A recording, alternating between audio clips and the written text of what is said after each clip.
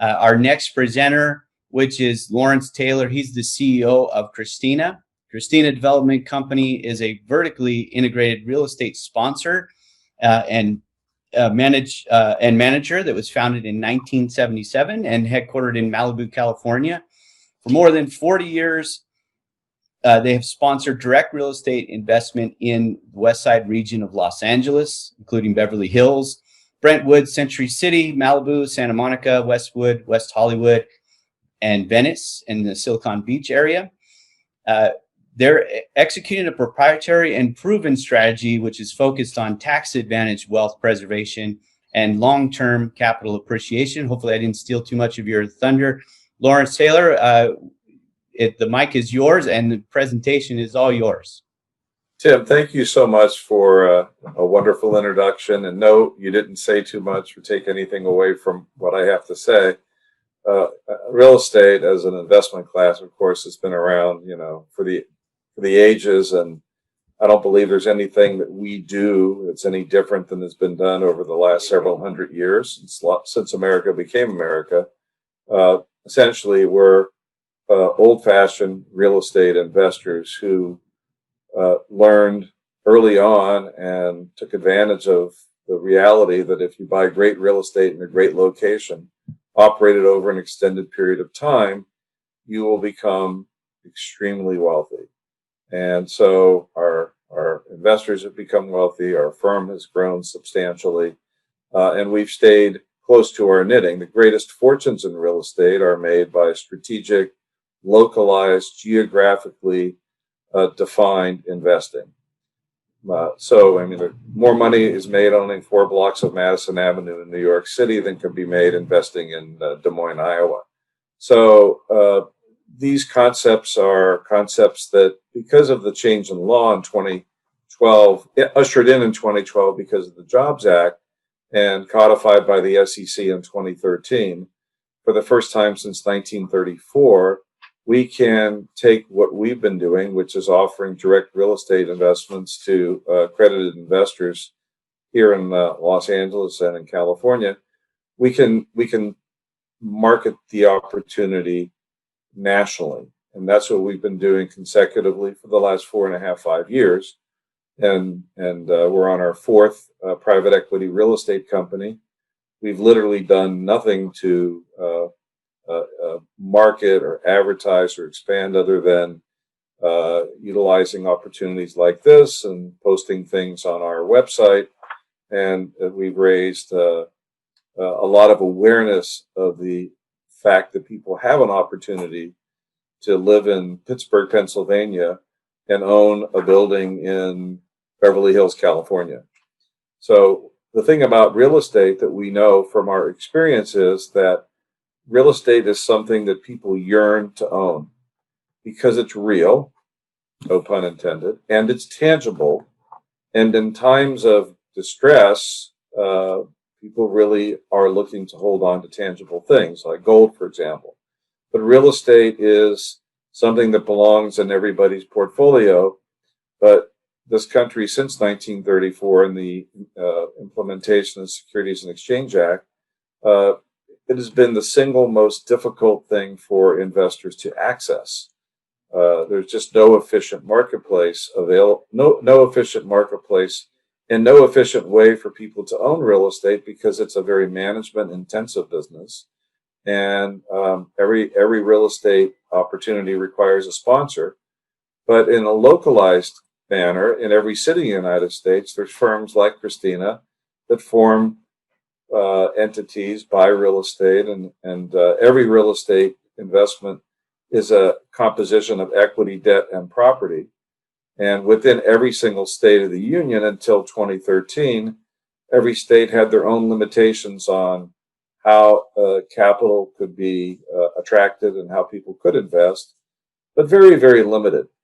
And so we're very excited because our firm has grown substantially in the last 4 years as we've been able to form these private equity companies and provide a methodology and a system where people can invest. So we have investors from all 50 states, and we structure our real estate transactions the same way that we have for 43 years. And basically, investors investing in our private equity real estate companies are investing directly into the real estate. The money goes from the investor to the real estate. There are no private placement fees. There are no broker dealer fees. There are no intermediary fees. And because of our long-term presence in what I think is the greatest real estate in the world and the best climate in the United States and the best tax advantages we've seen since 1981, we're just very excited to be able to share the opportunity for people in all 50 states to be able to participate in this real estate. So, with that in mind, I'd like to take you through a few things that make Christina unique and special. Number one is location, location, location. There are very few places in the United States that really offer the same attributes that West Side region of Los Angeles does, which isn't to say that there isn't great real estate in other cities. We just don't know other cities as well as we know Los Angeles. But what makes Los Angeles special besides its climate? Well, it's the economy and its location in the world. It's the gateway to the East. It's considered the Silicon Valley of the world, Silicon Valley South, I should say. But as far as Asia is concerned in China, Shenzhen in Guangdong is the heart of the technology business in China, which is the second largest and only other superpower in the world. And the port of entry for everything coming in from China is Los Angeles, the port of Los Angeles, port of Long Beach. So you have this tremendous relationship between Shenzhen and China, which has only grown exponentially in the last 20 years, and particularly in the last 10 years. And so what you have is Shenzhen is considered Los Angeles' sister city, and vice versa. So there's direct air travel between these two cities. So, when you take into account technology as it's a growing sector in Los Angeles, entertainment, tourism, climate, and all these other factors combined, there isn't a single better location in the United States. Now, that's an arguable point. A lot of people can argue that, Miami is better because it doesn't have state income tax, or Austin is cool. But none of these areas offer what Los Angeles offers, and none of them offer what the West Side region of Los Angeles offers. So the 7 submarkets of West Los Angeles are larger than the island of Manhattan. And the real estate opportunities here are endless because there is no longer any developable land. So what could be developed has been developed. So we have this situation where there's constantly increasing demand and limited supply.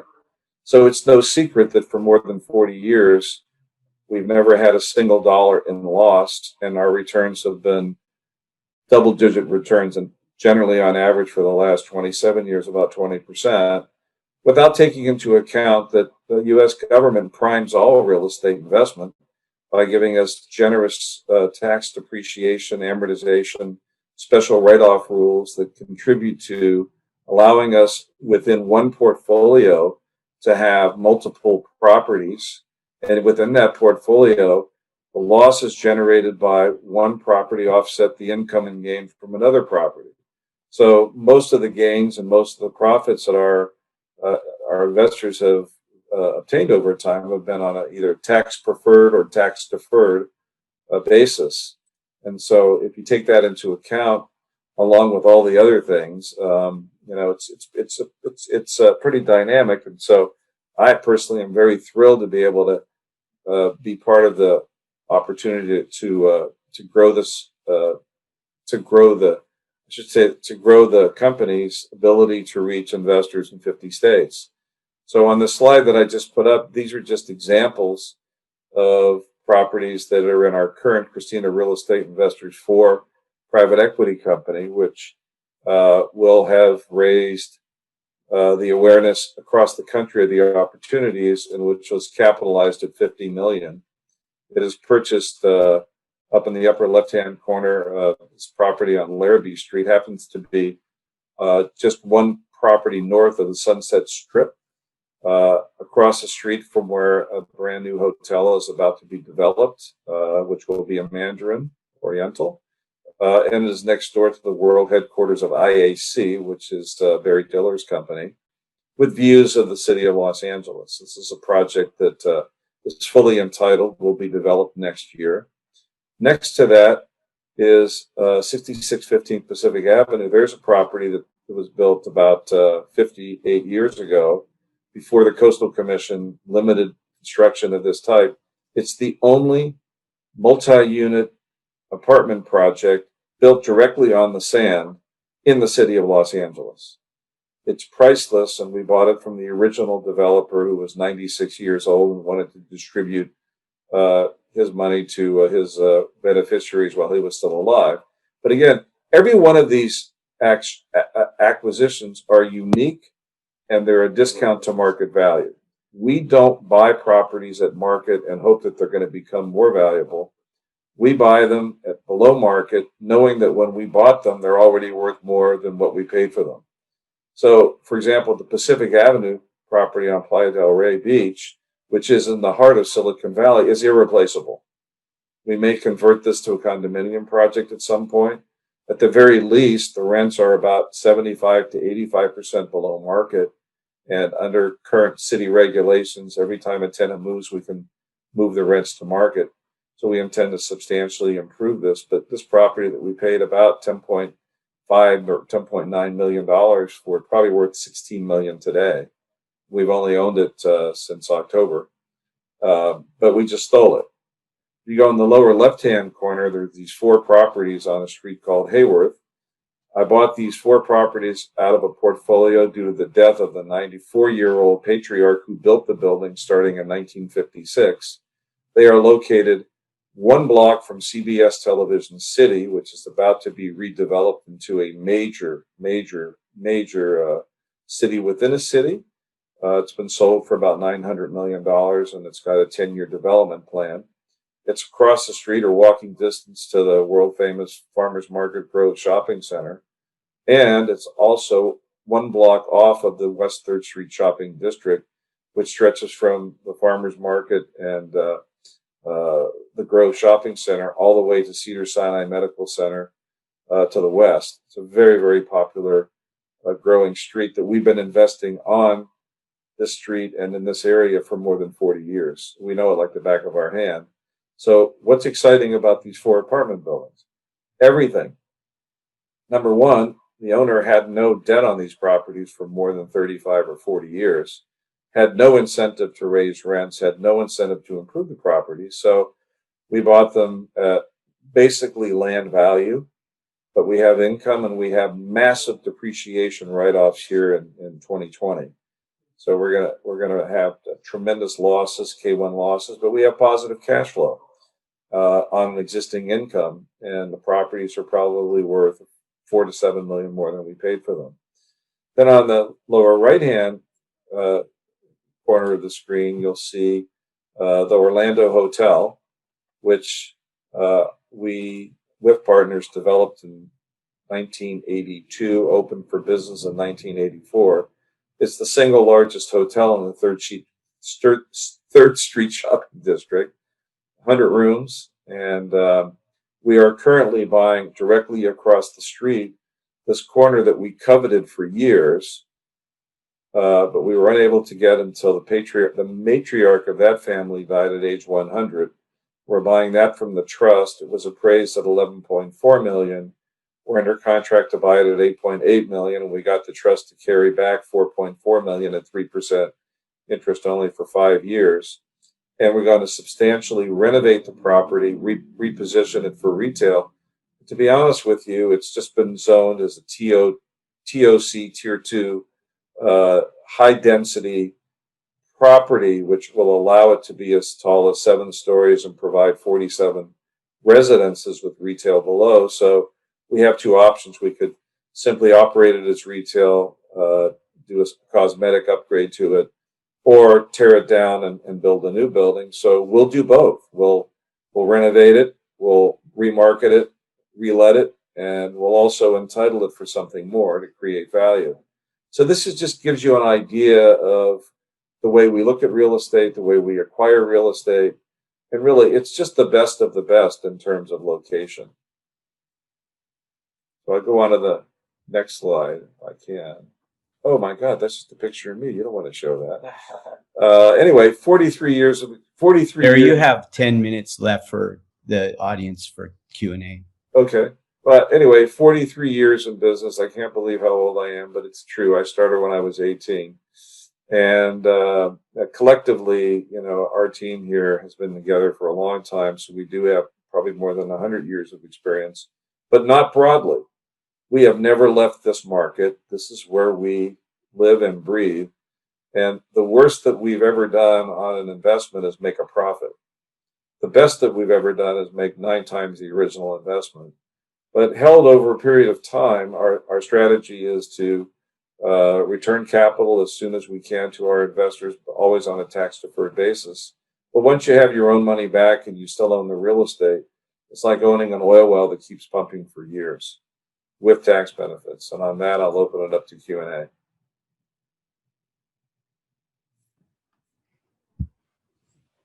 Thanks, Larry. Very, very good presentation. Didn't realize you were just about done there. So we do have some questions, but let's get to the judges first, and let's open up some questions to our judges. We do have some questions coming in from the audience already, but I want to open it up to our investor judges to ask some questions first. And so do we have some questions from our investor judges? I'd be happy to begin. Thank you so much, Lawrence, for overviewing the opportunity. How has the pandemic affected your strategy with the potential demand decrease of commercial real estate in upcoming years when leases expire? Aside for the negative human effect, illness and death, which is unfortunate, and which we're all trying to avoid, I'm just giddy as I could ever be. I'm like a child at Christmas time because, with real estate in decline and properties in trouble, hopefully, that just creates more opportunities. And we're seeing a lot of opportunities now in the hotel space and in the retail space, which we've been seeing for years. So we're heavily focused on those areas. But as far as how it's affected our portfolio, we'd lie if we told you that it doesn't, because we have some tenants that have not been able to pay due to COVID. And we have more vacancy than we've ever had because with offices closed, people don't have a need to live too close to work. But, again, we have a multi-exit strategy. So on some of the apartment projects that we were delaying, demolishing and replacing with safe housing, we're just moving forward with those redevelopment opportunities now. So for us, it's a benefit. It's a detriment for society, but it's a benefit for us on the West Side. Thank you. Excellent. Do we have any other questions from our investor judges? Yes, hi. Lawrence, great presentation, and congratulations on your long-term success in real estate. On each one of your deals, do you look to raise separate entities, or is Christina one basically holding company that owns all of the portfolio, all of the real estate? It's a great question. And when I was talking about the Jobs Act and the ability to reach accredited investors in 50 states, we just simply changed our model. For 23 years, we were single asset syndicators. For 16 years, we had Wall Street investment banks as a partner. And since 2013, or 2014, I should say, we formed one entity. We fund it with a certain amount of capital. Christina Real Estate Investors for is $50 million. And that entity buys as much real estate as it can with its equity. And every asset within there is a separate LLC, which the parent is the company. And investors simply commit their capital in advance with a minimum of a $250,000 commitment, with 25% invested up front, and then the rest called for as needed. So it's basically, it takes that component from the fund world, and it takes the syndication structure, and it puts the two together, which is why it's a private equity company and not a fund. Yeah. Thank you. That was my other question, was the minimum. So thanks for answering that. Thank you. Do we have questions from any other judges with the investor questions? I did. I had a quick question about the sale leaseback options. We're seeing IIPR, which I think would be somewhat of a competitor, at least in the cannabis space. Do you have any anticipation, Lawrence, of going into the cannabis space and going and doing sale leaseback options? Not at this time. We're still waiting to see what the federal regulatory process looks like. Once it's cleared at the federal level, I think we have a more comfort zone, but we don't want to go beyond what the federal law is at the moment.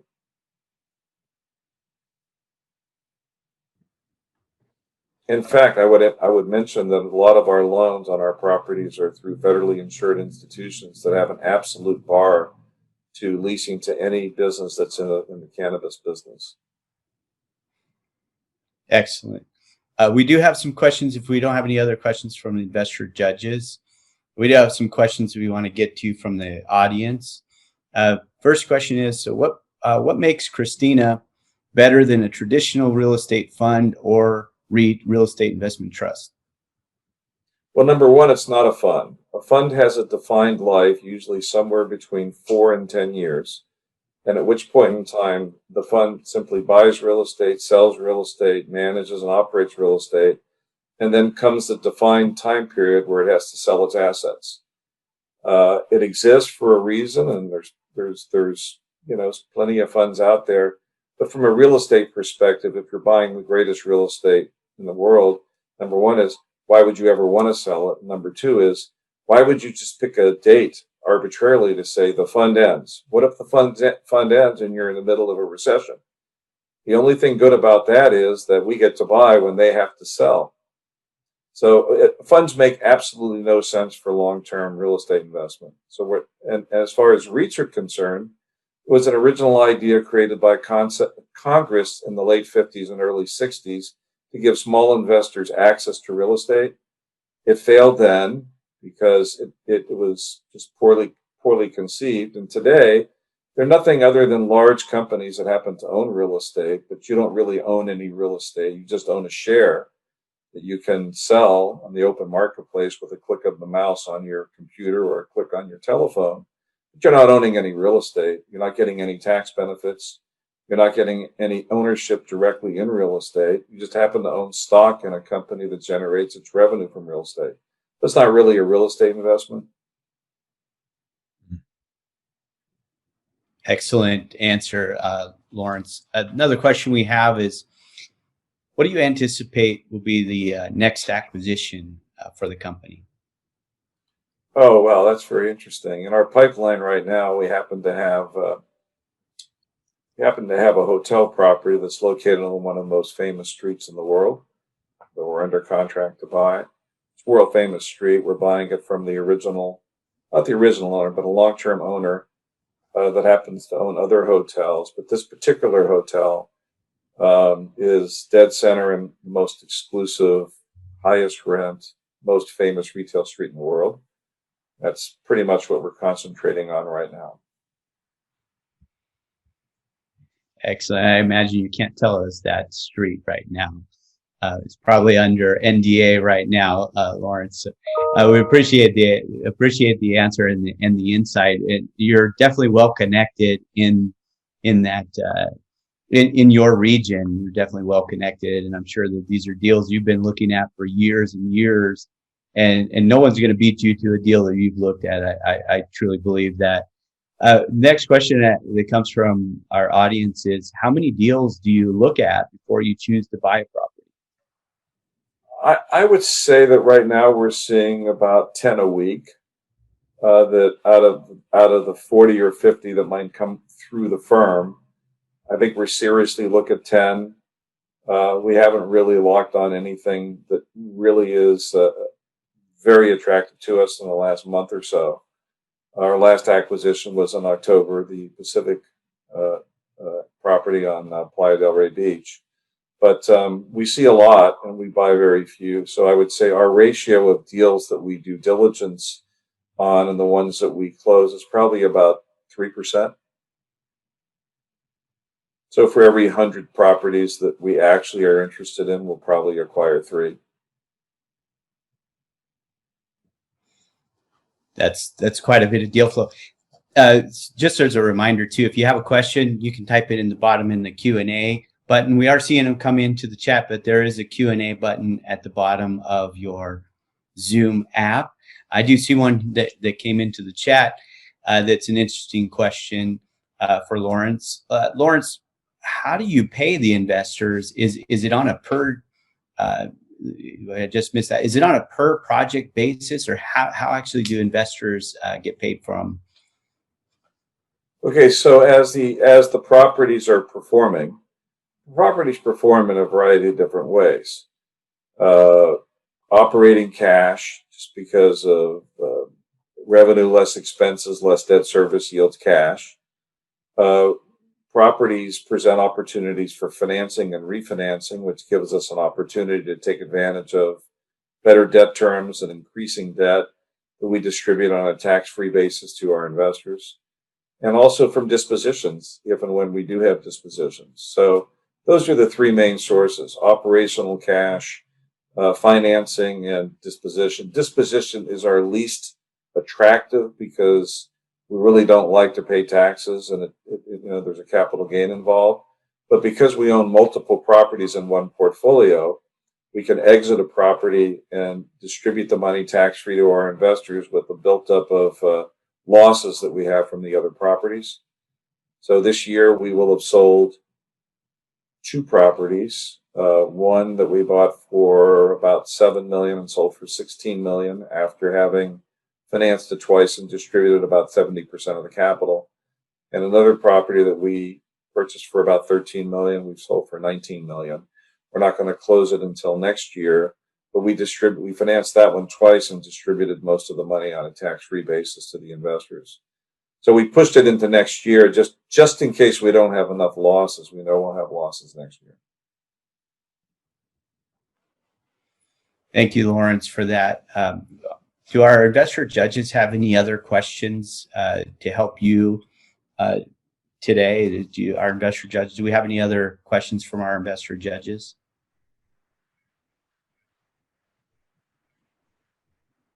I do not. Yeah. Seems like we're good there. Okay. David, did you have a question, David? Yes. I was just going to ask, are any of the locations in your portfolio in an opportunity zone? Not a lot of opportunity zones in the prime markets that we're in. That's None. No. And also too is that we don't think the opportunity zone investment makes a lot of sense without further government support in the form of tax credits and bond financing. So we think it's an interesting concept under the Trump administration, but it's going to take another few years before it becomes attractive enough to want to use it as a 1031 option. It's kind of a last resort option the way we see it. Thank you. Thank you, Mr. Lawrence Taylor, CEO of Christina Development. Thank you for your presentation today. Excellent job, and thank you for answering the questions.